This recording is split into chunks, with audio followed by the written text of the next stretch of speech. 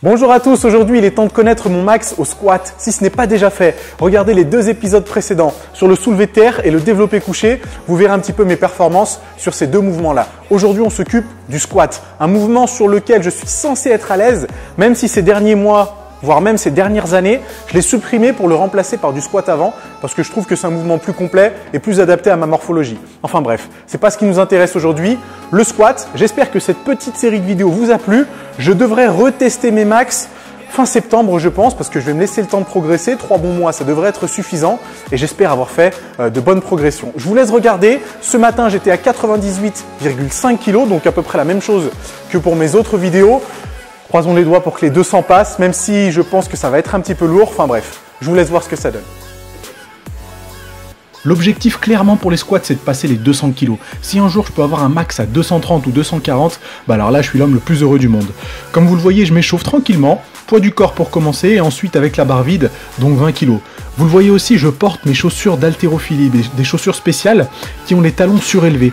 Je vais pas mentir, faire un squat avec le buste redressé, les pieds à plat, pour moi c'est très difficile, étant donné que je suis assez grand et j'ai des jambes, comme vous le voyez, assez longues. Donc du coup, je préfère surélever mes talons, ça me permet de moins sentir les fesses et les lombaires, d'avoir un mouvement beaucoup plus propre, le buste plus redressé, et du coup, je pense que le mouvement est d'une plus joli et plus intéressant à faire. Comme vous l'avez vu, j'y vais progressivement, même avec l'échauffement. Donc j'ai fait une série poids du corps, une série avec la barre vide, une série avec 60 kg. Là, vous voyez la série à 100 kg. J'enchaîne la série avec 140 kg. Encore une charge que je considère comme de l'échauffement, parce que j'ai déjà fait pas mal de séries à cette charge-là. J'essaye de garder toujours l'exécution la plus propre possible. Vous voyez, le buste redressé. Je contrôle la descente au maximum, sans faire en sorte que mon dos ne s'arrondisse. Bon, c'est là que les choses sérieuses commencent avec une barre à 170 kg. Les poids gris que je viens de rajouter, c'est des poids de 15 kg et non pas des poids de 20 kg. C'est pour ça que la barre est chargée à 170. Pour cette série-là, je décide de mettre des bandes sur les genoux. Et ça me permet justement de vous en parler un petit peu de ces bandes, de vous dire si jamais elles sont nécessaires, si jamais elles sont indispensables. Ces bandes, je les ai achetées il y a 4 ou 5 ans et honnêtement, je les ai mis, une douzaine de fois grand maximum. Étant donné que je fais rarement des efforts maximum, même jamais d'efforts maximaux, j'en ressens pas le besoin, j'ai jamais eu de douleur au genou, donc je pense que c'est pas vraiment nécessaire si vous descendez jamais en dessous de 4 répétitions par série. Mais bon, là vu que c'est un max, je préfère ne rien risquer, je mets les bandes. Évidemment, ça va me permettre d'être un peu plus fort, évidemment, ça va me permettre d'avoir un max un petit peu plus élevé, mais comme je vous l'ai dit, je ne risque rien, donc tant qu'à faire, je préfère mettre ça et travailler en toute sécurité. Allez, regardez la série à 170.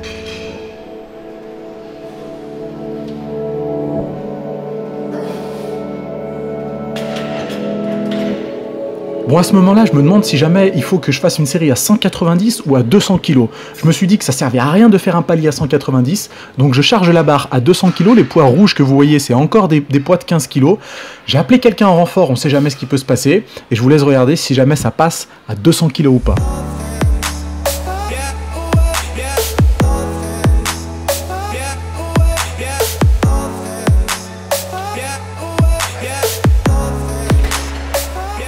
Vous le voyez, gros échec à 200 kg. En fait, je pense que ça aurait pu passer, mais j'ai rien voulu risquer parce qu'au milieu du mouvement, j'ai senti que ma colonne commençait à faiblir, commençait à s'arrondir. Donc je me suis dit, allez, je lâche la barre, au moins je risque rien et je préfère redescendre un petit peu pour confirmer un max à 190 kg. Donc voici l'essai à 190 kg.